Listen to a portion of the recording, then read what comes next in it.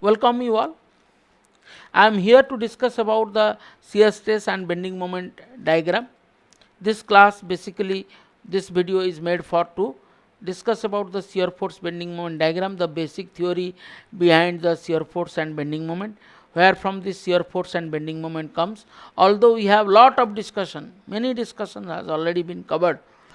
Stress, strain, deformation, stress at element, stress on a point, all this we have discussed. Differential element stress equilibrium equation for a differential element, all this, all different kind of discussion we have already completed. Now in this particular session we are trying to understand what is shear force. Although you know what is shear force, the force which is parallel to the plane will generate the force is called the shear force, which will try the body to slip, or it will create the slipping action. Then how here, if I'll apply a transverse load, from the transverse load how the shear stress starts, how mathematically we represent the shear force, how analytically we can able to calculate the shear force, how the corresponding bending moment we talked about lot, like during the equation of static equilibrium structure or statically indeterminate structure. In all the cases we have repeatedly talked about external load, their equilibrium condition, and the corresponding stresses we have already discussed. Now here we will talk about little bit in a extent how to calculate the shear force or how to evaluate the shear force bending moment analytically. And this particular video talks about four major points, four major learning objective. One of the learning objective is to represent the shear force and bending moment, or to calculate the magnitude and shear force of magnitude of shear force and bending moment, and to represent into graphically. One more case, like what is shear force and how the shear force and bending moment, all this shear force and bending moment we are talking about due to the externally applied load, how they are calculated with each other, or how they are related with each other differentially. We will also discuss about that, and some of the condition. Then all this condition I am talking about on a beam, why it is beam, where from this beam concept came, and why we are trying to discuss everything in a terms of beam. We will discuss about that during this video. In order to do so, now I am starting to, I am going to the next part of my discussion is shear force and bending moment of the shear force and bending moment diagram, or how to draw the shear force and bending moment. So as I already told, this is nothing but shear force and bending moment diagram. And what are the basic course objective or the learning objective of this? And describe the structural behavior in terms of a beam. Whatever the structure we are going to discuss, in most of the structure we will talk about the beam, or we try to evaluate the same in terms of beam, or the effect or influences on the beam. Then why beam, I will come to that, not now. I am you may ask, sir, if we are discussing although we are discussing about a aeroplane, although we are discussing about a building, although you are discussing, that means this theory is available or utilized to all the kind and every kind of structure, then why it is a beam? So we will talk about that. That is the simplest form. How it is simplest form, we will talk about that, and by showing all this you can able to understand the same. Determine the effect of external forces. Determine the effects of external forces, loads such as axial, shear and bending moment at any section of the beam using consistent sign convention. Then derive and interpret the differential relations between, as I already told, relationship between the load intensity, shear force and bending moment. Then draw the SFBM diagrams for statically. All these discussions Moreover, all this discussion will talk about only statically determinant structural beam, not statically indeterminate structure. We will only restrict our discussion to statically indeterminate beam, and how to evaluate, how to represent graphically, and their corresponding analytical magnitude, how to evaluate analytically evaluated magnitudes, how to draw. All this we will talk about in this particular video. I want to show some of the structure or structural point, like when I am saying, you can easily understand. Describe the structural behavior in terms of beam. Just now I told. So we'll always have a this course objective. As I said, these are the 4 major course objective here. However, it will give us the SFBM also will basically talk about 2 more condition which I have not written here.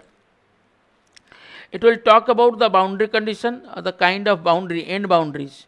It will also show the effect of end boundaries. The discussion will reach you the end boundaries, and the kind of loading. And when I am saying the kind of loading, let's say it's a point load, it's a UDL load, or any is a change in loading, or the variable of loading, all this kind of loading point, all this will come into that. That means the loading kind and the type of boundary is a major role, plays a major role during the discussion of the shear force and bending moment. As it is already said, we are going to discuss all this. You see, it is already said statically determinate structure. That means indeterminate structure, if I know, we have already discussed during the statically indeterminate and indeterminate structure, we have discussed the both side fixed beam is a statically indeterminate structure. Those kind may not be come into the picture. Then how all this will come into the picture, or how you will evaluate the same, we will discuss about that later on. Now, at this initial stage, as I said, this is talks about the shear force and bending moment diagram in a statically determinate structure.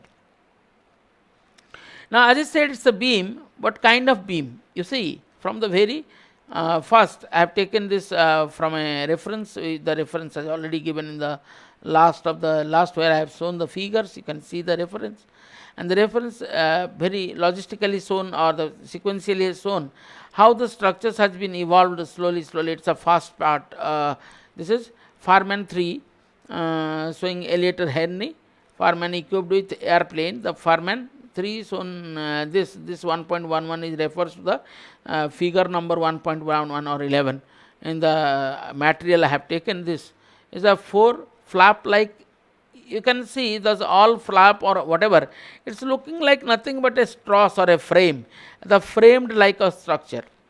Today's this is a very early stage of the aerospace structure I talked about. Or just if I want to take, it can be also seen here. These components, whatever it is here shown, these all components is looking like beam, columns, and trusses. They have been associated with each other, and they are sometime we took triangular element, sometime we took rectangular element.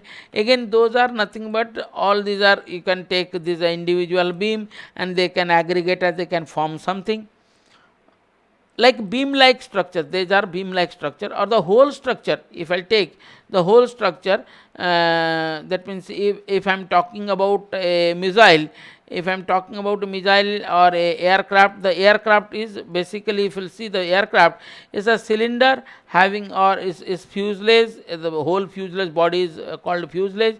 Its front is a notch kind of structure. The simplest form if I will take. So, simplest form looking like this way. That means a beam having different cross section, different dimension.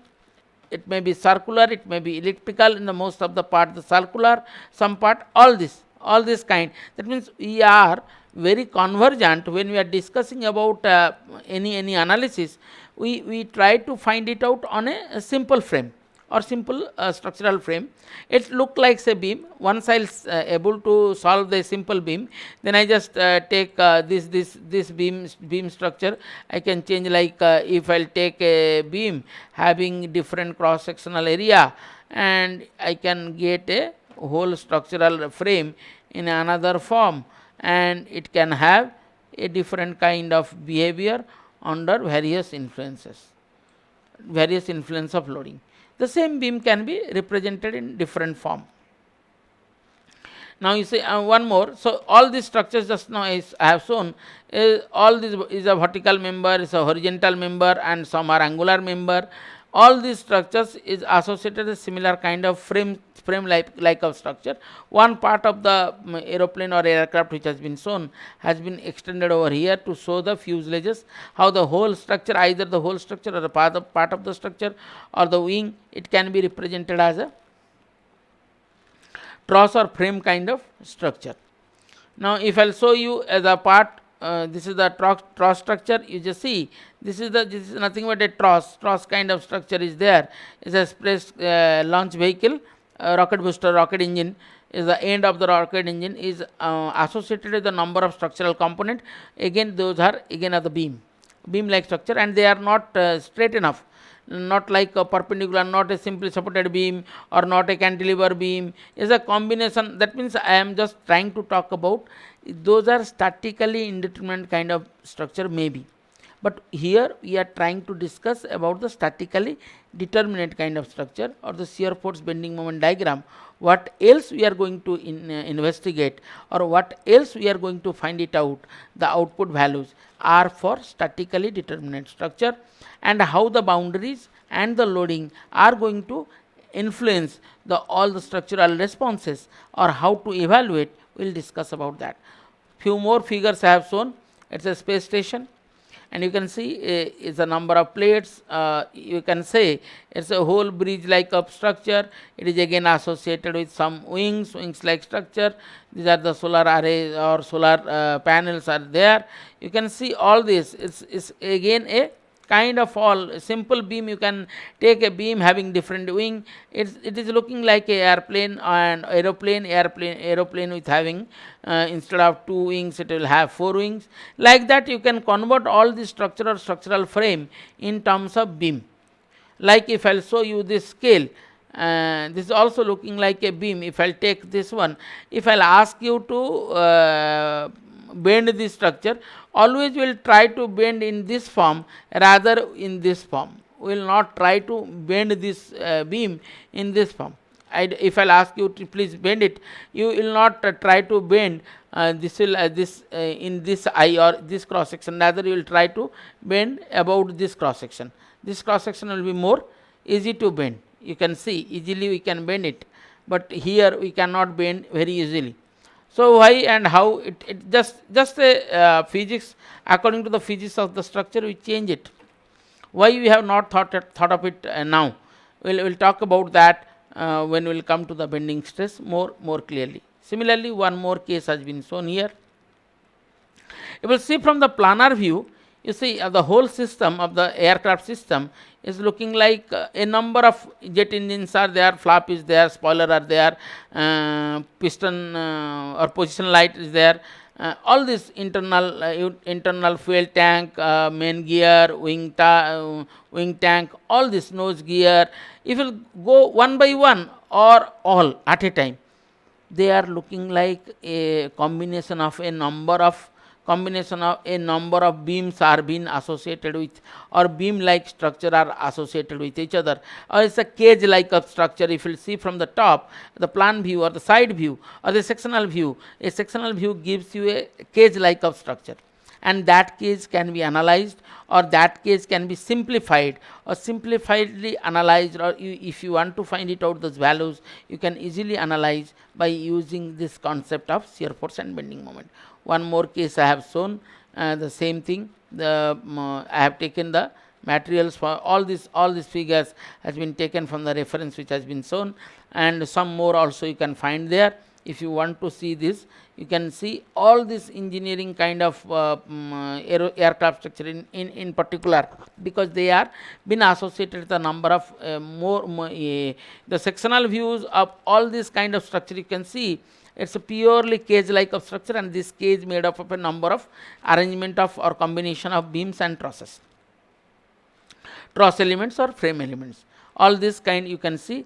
Then we will start with the as I said, the boundary conditions and all, and the classification and this importance. We'll talk about that.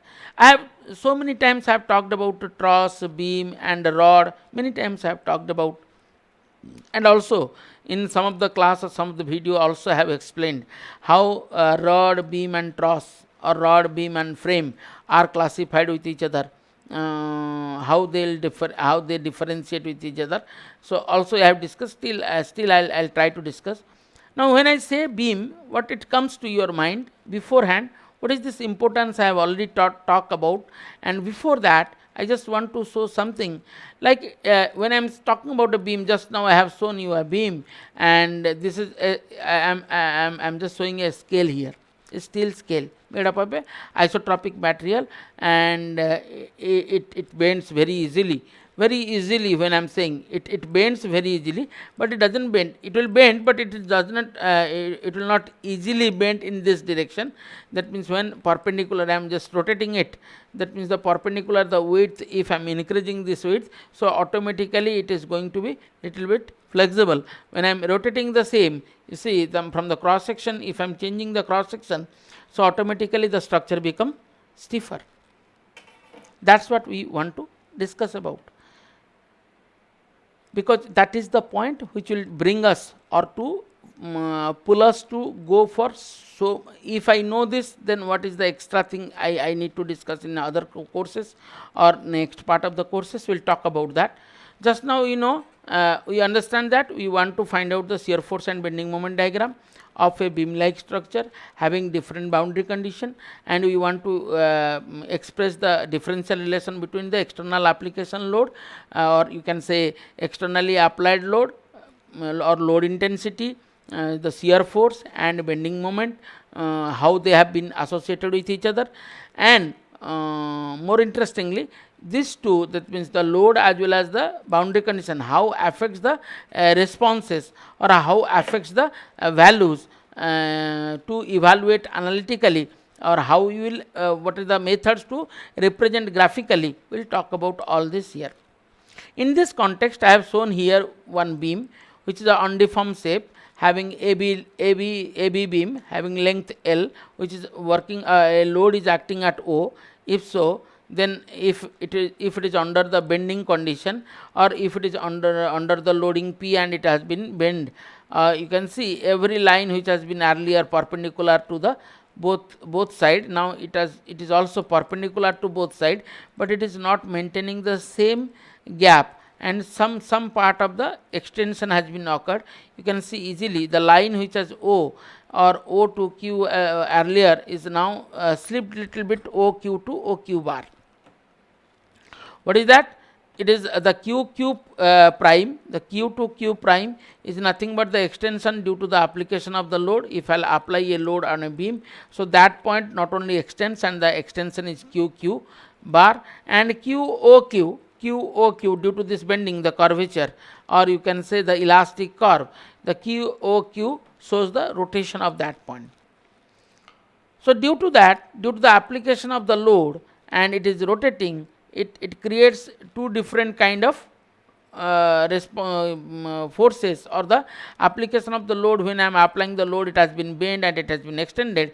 The first force will try to, or which is acting perpendicular to the fiber line, because every line, or if I'll draw this dotted line which has been shown as the neutral plane, every line pass through, or through that line, or about this line or parallel to this line, dotted line. If I'll draw a number of lines, I can draw n number of lines. All the lines are fiber lines, and the load are perpendicular to the fiber line. When it is perpendicular to the fiber line, there is a chance that when this blue dotted line, or the plane which has been shown, that is called imaginary plane. About this imaginary plane is perpendicular to the, or this imaginary plane helps the body to cut into halves, and this imaginary plane when cuts the body, due to the cutting we need a force which has to be acting in this perpendicular direction, which is nothing but that force. Either it will create due to the application of the perpendicular force, it will extend, and that extension and rotation, both due to the extension and rotation, we can have not only there is a force which is perpendicular through this line which is shown, and one force due to the extension as well as the rotation. There are few forces at the above the dotted line and below the dotted line. There are the forces are going to generate, and that forces some part above the neutral point, it is towards inside the beam, and below the line, below the dotted line, I have shown, instead of, it may be rectangular cross section. Somebody may ask, it may be rectangular section, why you have shown the I section? Yes, it can be rectangular section. For the sake of generality, I have shown it is I section, because I section is most popular, that's why I have shown. Otherwise, you can take rectangular cross section, you can take circular cross section, any cross section you can take, but mostly we prefer a I section, so I have shown here I section over here. Now, the combination of this, that means one axial force and a perpendicular force has been generated, and the axial force, the axial force I am talking about, the axial force is subdivided into two parts, above the neutral plane and below the neutral plane, which creates another one is shear force, and this combination of the upward and downward creates the bending moment. That means, although I am applying a load, perpendicular load on a beam, that perpendicular load creates these two kind of forces. One is perpendicular, one is parallel, or you can say along the plane, and which along the plane force creates the bending moment, and this is creating the shear force. Because why it is shear force? Now, because the structure or structural component, if it will break or shear up, they will try to shear up along this line only. So, it may not occur if it is below the elastic limit or well below the allowable limit. So, it may not shear up. If it will shear up, then they will shear up this way, and that value you may get some value in that direction. So, how to evaluate and what to evaluate, that steps we are going to discuss. Beforehand, few more points will be discussed in this.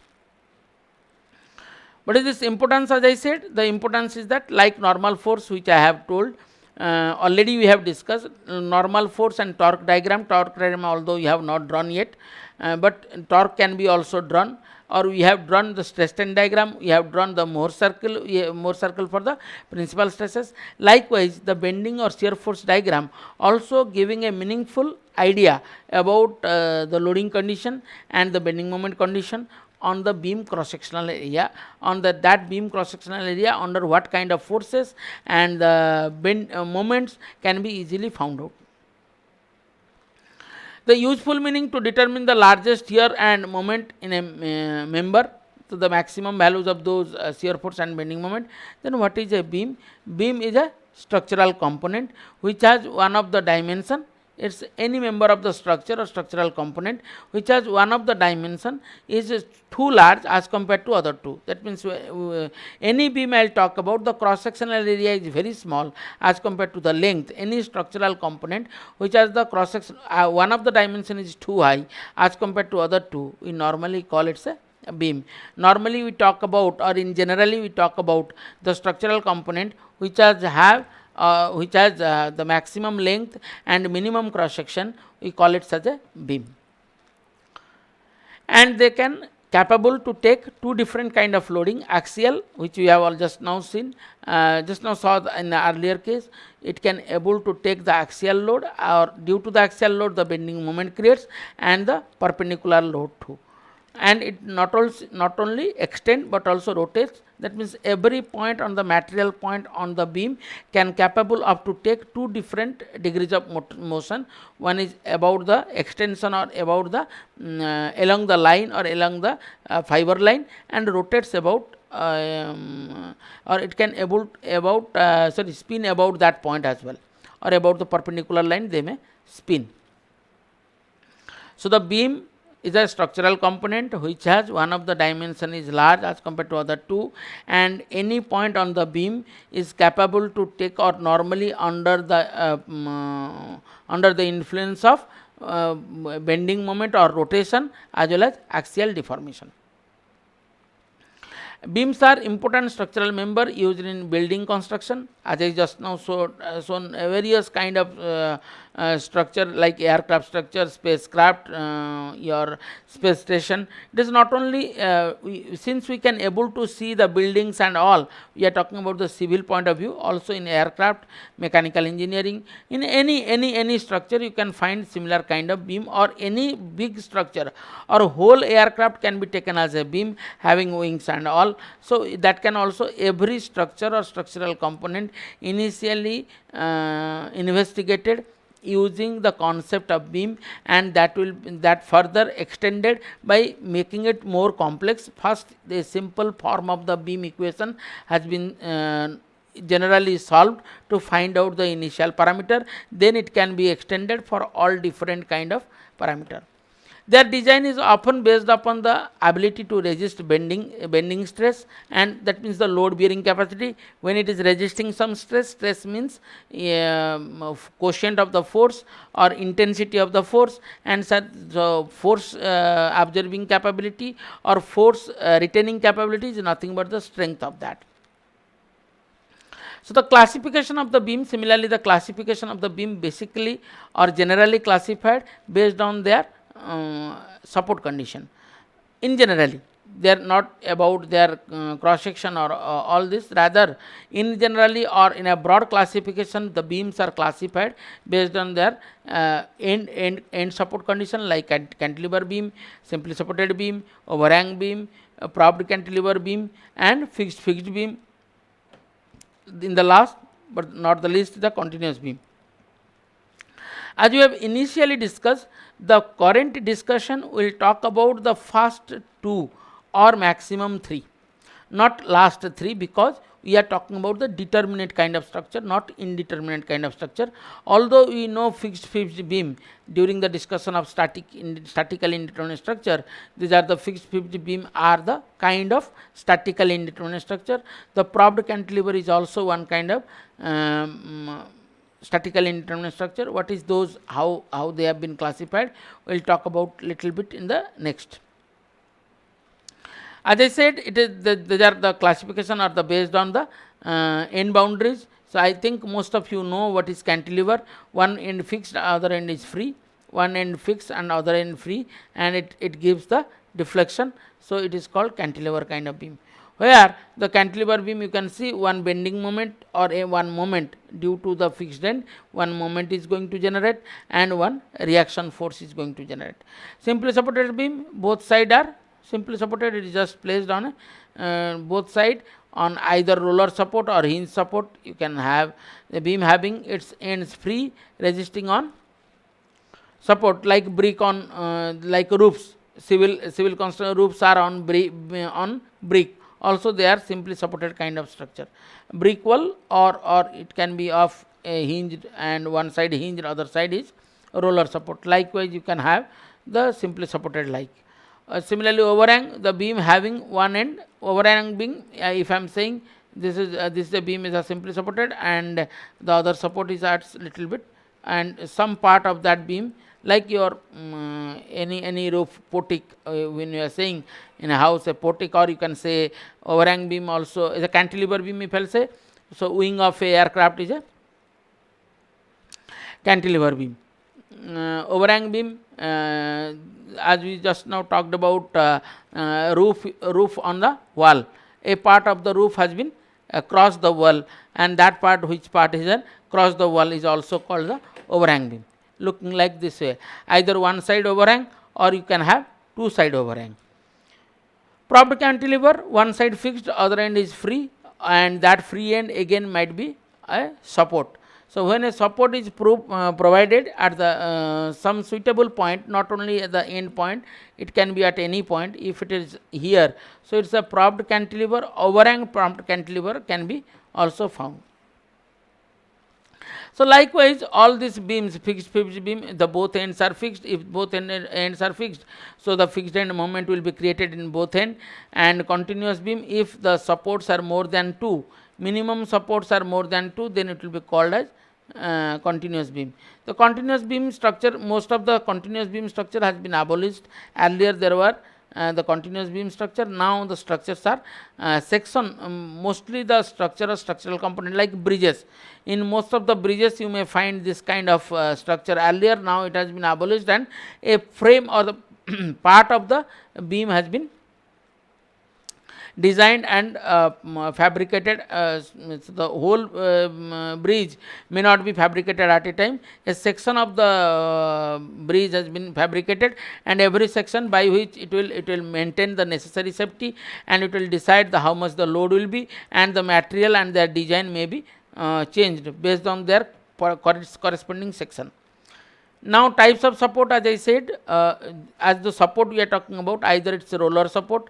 So roller support means the only the reaction along this line, and it may roll about either this side or this side, it may roll. In most of the beam bridges you might have seen, or if you have not seen, you just try to recall, you will find one side of the bridge is on a hinged part, another part is a roller part, and it is normally given to for the some kind of expansion if it occurs when the temperature increases or any environmental changes occurs. Whole the daytime the temperature has been increased, there is some gap between the two different section, there might be some gap, and some metallic ends are given. So by which if there is a crossing between these two, when they will expand, there must not be a crossing, and the metal and metal will cross with each other. Rather beam or beam part will not crush, to not crack or not to hamper the whole structural component or whole structural part. A roller support can sustain a force only normal to its surface, that means along this line normal to its surface, as the possible movement on the supporting surface does not allow any resistance in the direction. And the roller can be, you might have seen, if you have not seen, so please try to see this kind of structural roller or structural roller support of structure you may find in the real life situation. Thus it has a reaction normal to the surface only, and the reaction along the rolling surface is 0. Reaction along the rolling surface, the surface about which it is allowed to roll, that means along this this line which has been shown as a rigid point, along that as it is rigid it has been shown, there will be no reaction is going to generate.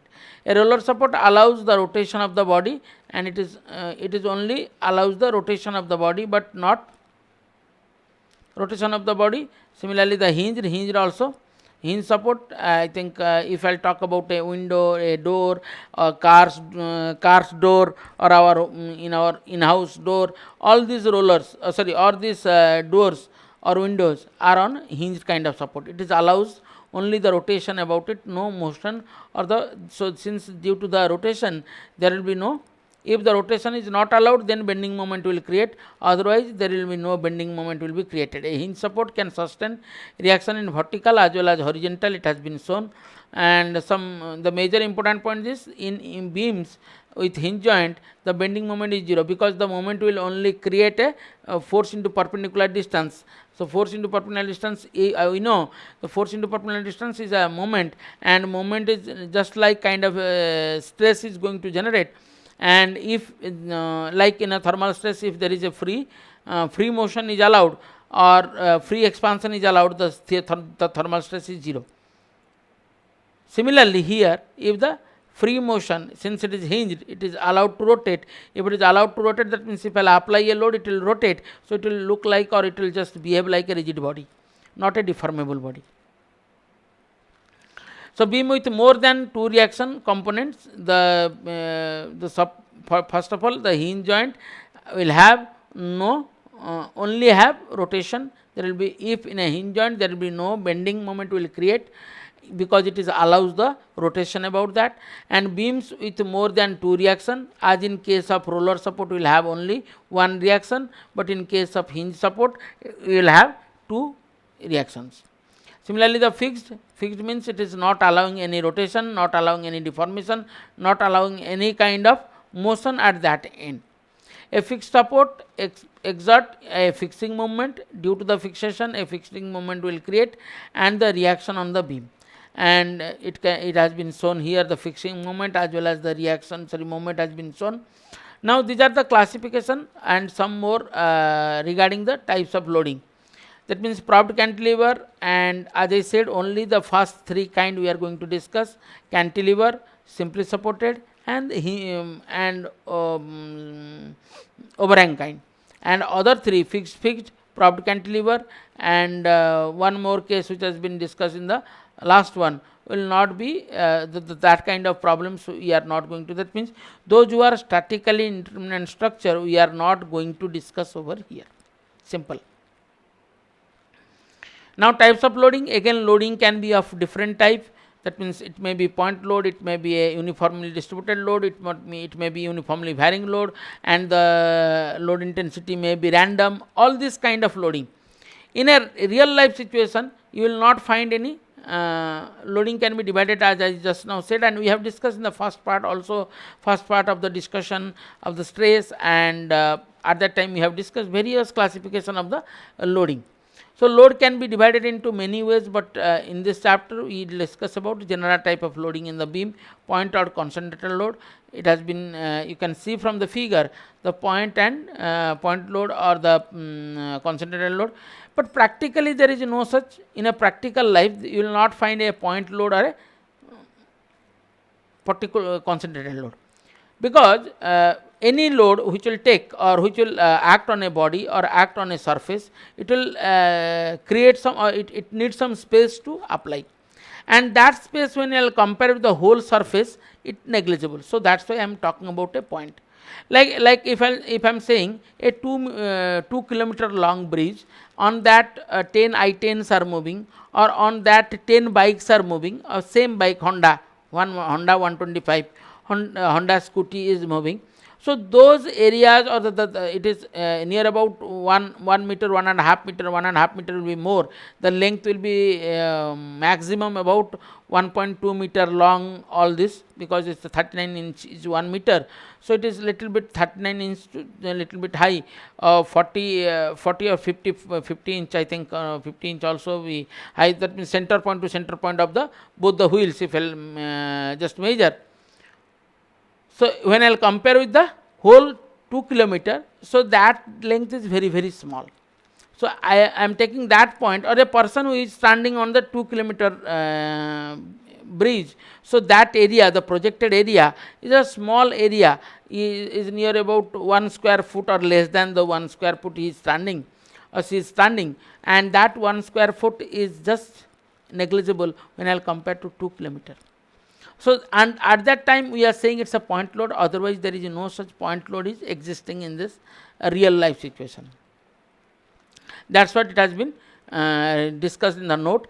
Practically point load cannot be placed on the beam. When the member is placed on a beam, it covers some space or width, but for the calculation purpose we consider it as transmitting at the central with the width of the member. Now the uniformly distributed load, I think most of you know what is uniformly distributed load. So the load, let's say 20 continuous I-10 cars are standing on a bridge, same model. That means most of the I-10 will have, only the features are different, otherwise the loads are, or the whole weight of the car will be same. So if I take on a 2 kilometer bridge, 500 meters has been covered with the I-10 car, the same model or same weight of the I-10 car or I-20 car or 6-wheeler truck, anything I can take. Either it is throughout the length, the distribution, either it is throughout the length, or it may be partially, and the load varies per unit length. So W Newton per meter square, Newton per meter, it represents as W Newton per meter, and gradually varying load, as just now I said, it will start with 0 and it will reach the maximum, or it can be in other way also, it starts from one end and other end also. Then two more things are span. What is span? Here a beam has been shown where two different part has been shown. That means in between the wall to wall, inside length of the wall, which is represented as 1, and the central line of the wall. If a beam is sitting on two walls, support of two wall, then you will have a distance between the inner part of the wall and center to center line. Now the span may be two type, say clear span and one is effective span. What is clear span? The horizontal distance between two support, that means inner part, is called the clear span, and the center to center central line is called the distance between the central line of the difference between the two support will tell you the or give you the effective span. Then what is shear force? How we will define the shear force? After all this, the kind of the shearing force at any point, which we just now saw during the discussion. When I will apply the load, the body is going to, a red mark has been shown, a red arrow has been shown in terms of shear force. It is the shear force at any point loaded on the beam is the algebraic sum. Let us say if I am considering a beam, it is associated with the number of load or W1, W2, W3. Then sum of all unbalanced vertical forces acting on one side of the beam or one side of the point. Either I will take the point 1, point 2, point 3, point 4. Any point if I will consider, like here I will consider a point, or here I consider, or xx at a distance of x I want to find out the shear force. Then the forces I can say, the sum of the shear forces, I can say the sum of the all unbalanced, algebraic sum of all unbalanced forces at one side of the beam will be called as the shearing force at any point. When I am saying, I am talking about the xx plane, is the algebraic sum of all unbalanced vertical forces acting to one side of the point, that means either left or right side of this xx. What is important? Important is that force at the section means a force of a certain magnitude acting at that point, whereas shear force at section means the sum of, normally we take force at a point means what is the magnitude of the force at a particular point, but the shear force means it says the shear force at a section means the sum of all the unbalanced vertical forces. Like here F1 is equal to when I am saying in 1 F1, if I will talk about these two forces are left side of this xx and one side is, so that means either the body may cut from this side or the body may shear up from this side. If it will so then the force F1, if I will talk about the F1 will be R1 is the in the these three are in one direction, and again you may ask where direction and all, it will come. Just now you don't mix it up. Which forces will be taken as positive and negative, based on that we will decide. So now the total forces, if it is in equilibrium, then the total forces F1 plus R1 plus W1 plus W2, let us say if I am writing, then it has to be equal to 0. It is written that in that way only, F1 plus W1 plus W2 minus R1 is equal to minus W1 and W2. You see W1, W2, they are downward and F1 is upward and R1 is also upward. So we wrote F1 is equal to R1 minus W1 plus W1 minus W2. So from where we take it's a plus or minus, we will talk about that. Just now you need not worry. You see, only we are explaining that what is this F1 force or F2 force. Then similarly the F2, if I write F2 is equal to R2 plus W3 or R2 minus W3, likewise you will explain. So W3 minus R2 it has been written. So here from this R2 and W3 minus, all this will come to that then the next part. So shear force is assumed to be positive if it produces a clockwise moment. So that means which one will be called as a positive and which one will be called as a negative. If left side upward and right side downward, then we will take as a positive, and if right side, and it will create this way, it will create a clockwise moment. It will try to create a clockwise moment. If the force tries to create a clockwise moment, we will say it's a positive. If the force is creating a anti-clockwise moment, that means right side upward and left side positive, so it will try to rotate the body in an anti-clockwise manner. So it will be taken as negative. Similarly, the bending moment, if I will say the bending moment, as we talked about the shear force at the algebraic sum, here also the algebraic sum, the bending moment at any point along the loaded beam is the algebraic sum of moment of all vertical forces acting to one side of the point about the point, acting to one side of the point about the one side acting the point, that means the point we are talking about the xx plane, you can say one side of the plane about the point or one side of the point about the point. we are talking about this plane which a imaginary plane. On this plane we are talking about a point on this which may be x, which may be p, which may be p1, which may be 1, any point. About that, what is the bending moment occurs, that will be balancing from both side. So the clockwise moment, again the m1 is equal to r1x w1 x1 x minus a. I believe it is clear. If I am considering about this point xx, so m1 is equal to the total m which is going to create at point 1 due to the f1. It creates r1 into x minus w1 into x minus a w1. So the distance is a, so the final distance is x. So the resultant distance is x minus a, perpendicular distance, force into perpendicular distance, force into perpendicular distance, and this is about the one side of the beam. Or the other side of the beam, similarly you can write this is creating a clockwise moment. This r1 will create a clockwise moment, and this r2 will create an anti-clockwise moment. So it will be, the values are, or the values of the moment about that point, you can write m2 is equal to this much. So for the equilibrium condition, again m1 has to be m2. And how to define this, you can say the sign of that. If the moment is creating a concavity, that means when I am bending this beam, it is making a concavity towards upward, or it's called also sagging. If I'll just put two nails and make just tighten a thread in between, then the thread is going to sag in between, that is called sagging, or it may hugging type, sagging or hugging. So concavity downward and concavity upward, based on that, this is called the concavity. We are talking about this cavity, concave cavity or concavity downward and concavity upward. This creates, the first one creates the clockwise moment. You can see the first one is creating a clockwise moment, and the second one is creating the anti-clockwise moment.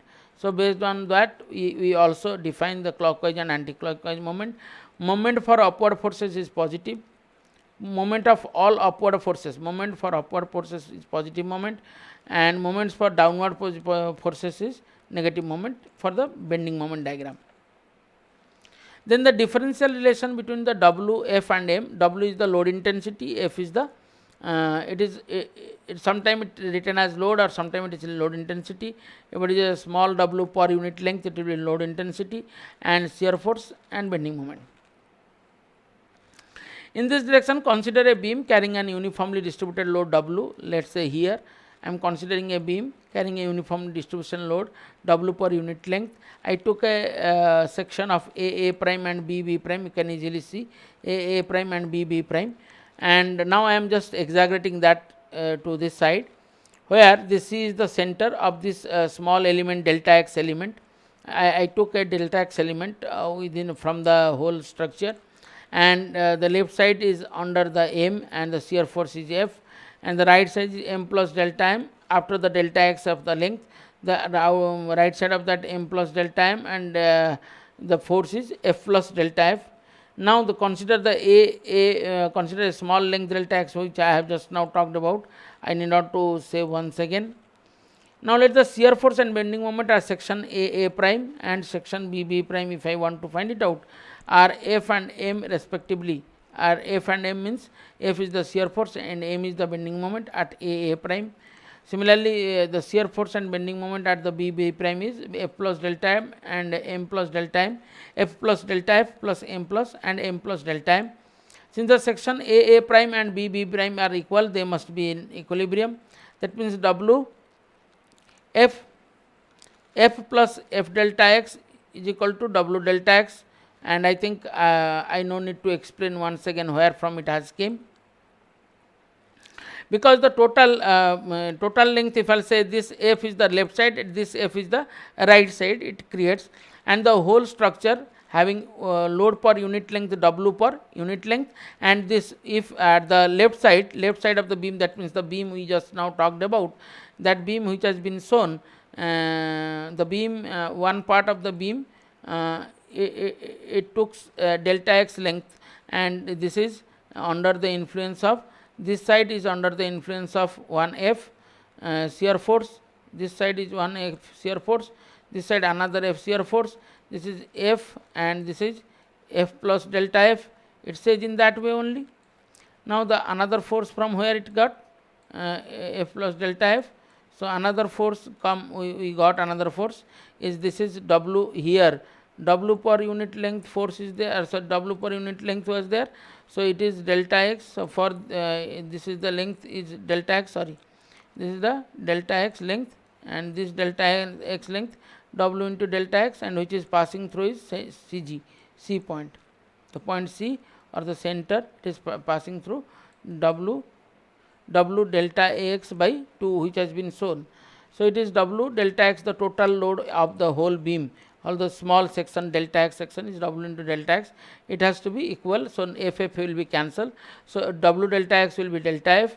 So W delta x is equal to minus delta F, or W is equal to, we can get, that means the load intensity we can get by getting the, if I that will only give you, if you want to know the load intensity, I need to get the rate of change of shear force on that body or on that beam. That is the first equation. The load intensity is the negative slope of shear force, or negative slope of shear force with respect to its length, or rate of change of shear force with respect to length. Negative rate of change of shear force with respect to length will give you the load intensity. That's what it has been written here. So now the next part, the taking moment about C, see the cross section which we have just now saw, that graph, that means the section of the beam which we have discussed. It is the C is nothing but the center of that. This is the C, which is W delta x, sorry.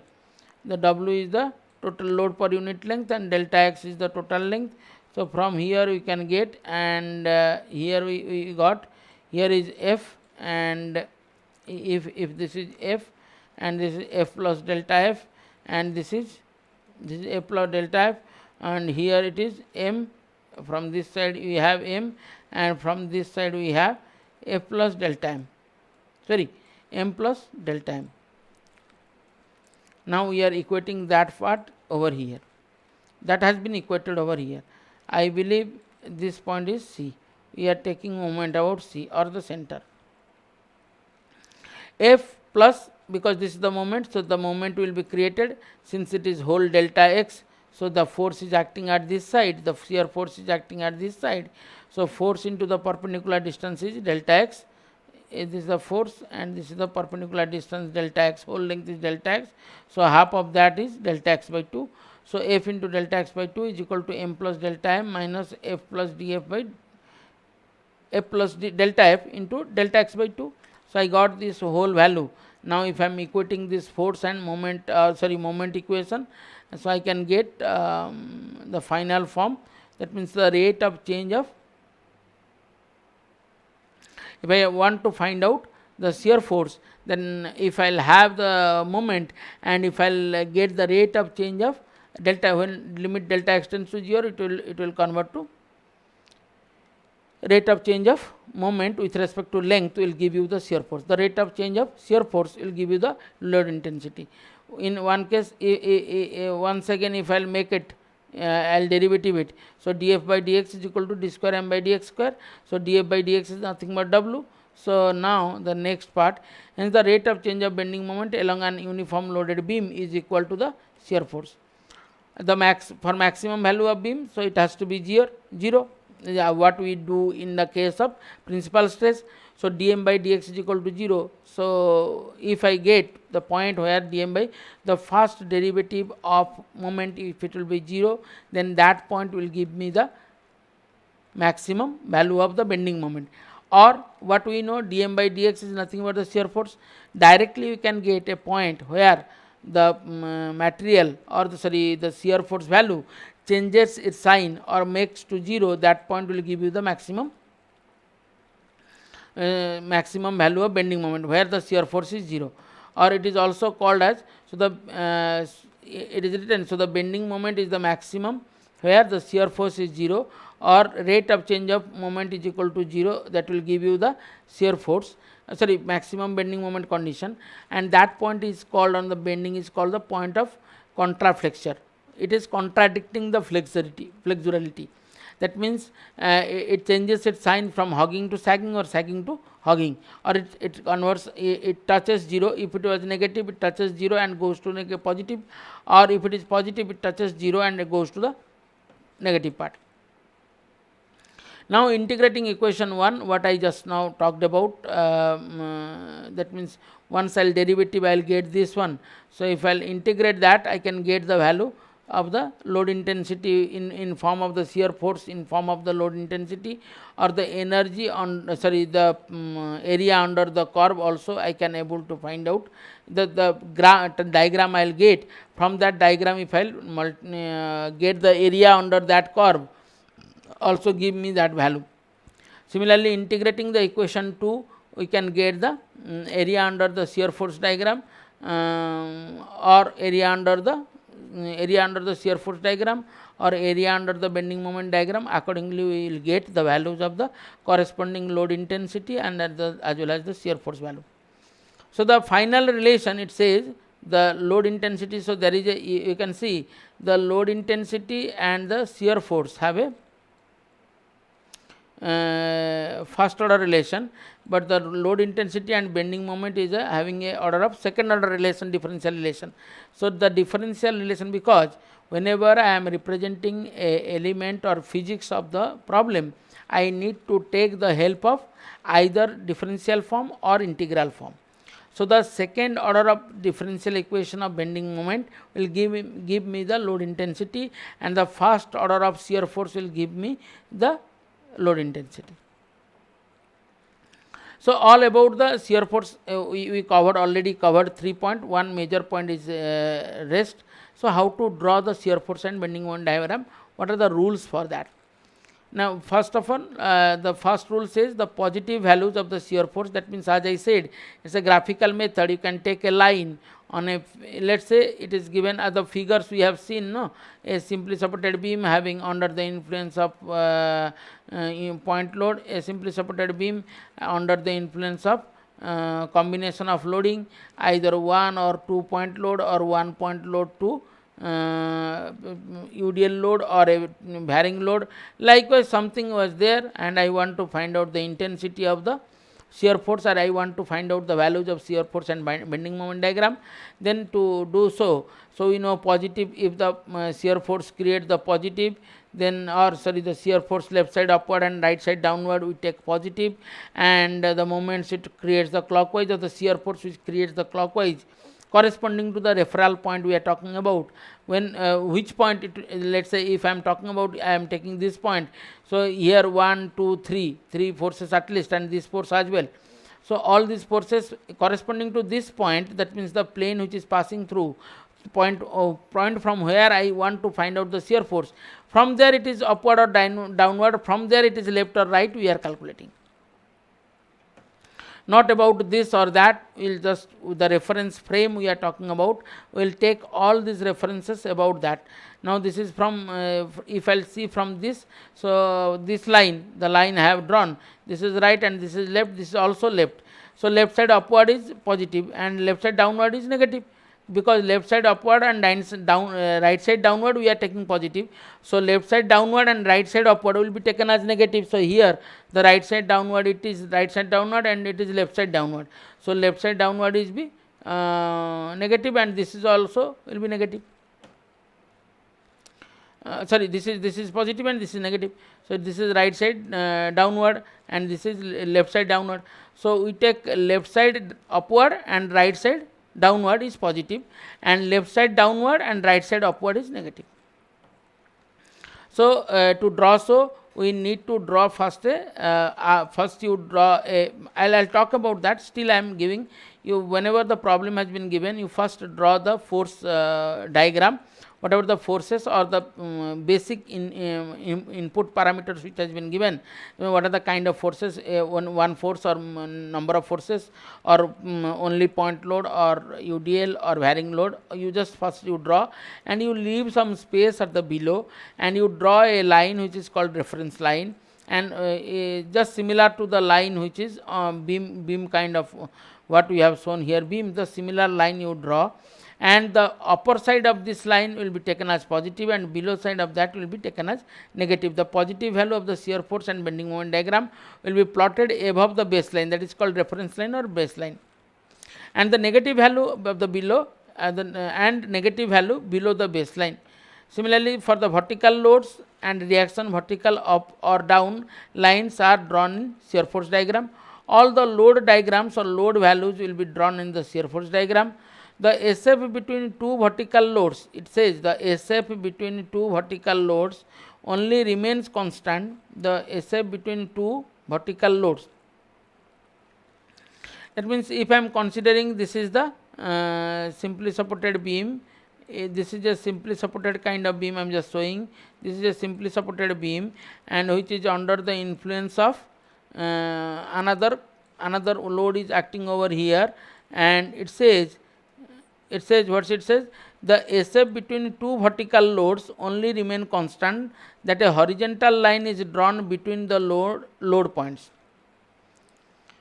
But BM varies at a constant rate according to the distance for that an inclined straight line. That means if you see here three load points are there, this is one load, this is one load and this is one load, or this is a load and two reactions are nothing but the loads again.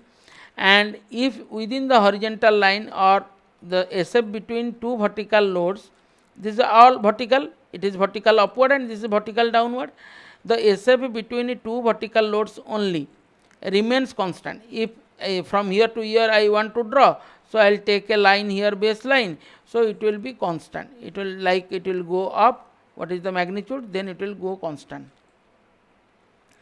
But if the bending moment, if I will take the bending moment at the same time if I want to take, then it will vary like in this form, linearly it varies.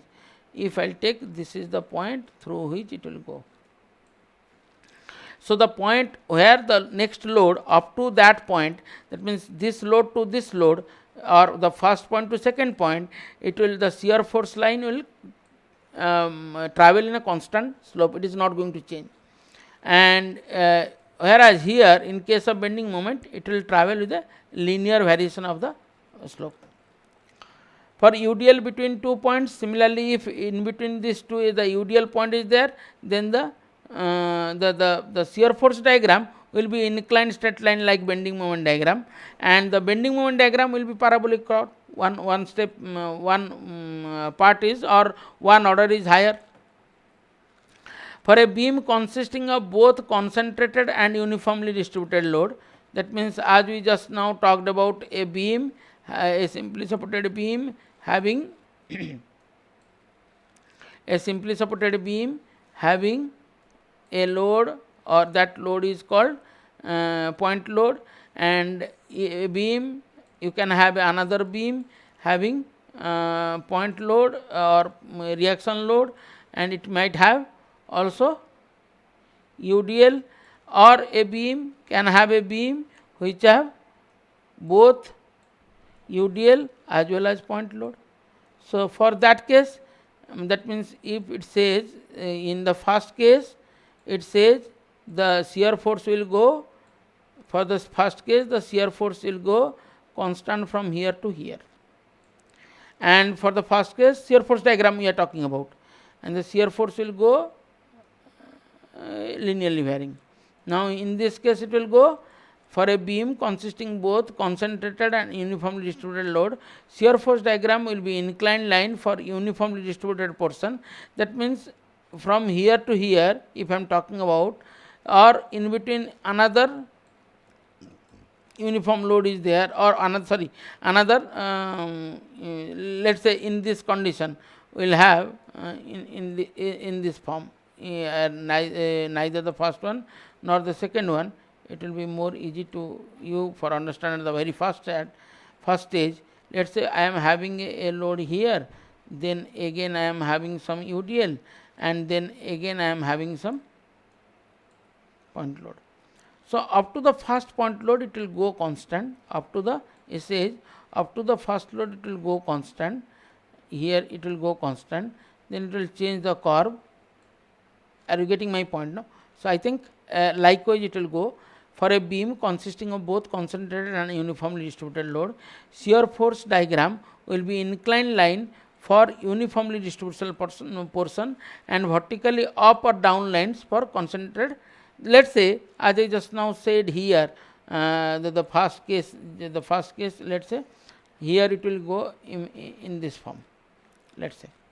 So, in this case what will happen? It will go straight, that means instead of a constant it will go straight, then immediately it will go up at this point. When it reaches the end of that, then it will go up immediately straight upward, vertically up or down lines. If it go down, then it will go, if this value will go less than that, then it may cross over or the contraflexion may come over here. Similarly, for the bending moment diagram, it is just one order extra. So, instead of a straight line, we will have a curvilinear line, and instead of a straight line, we will have a again inclined line.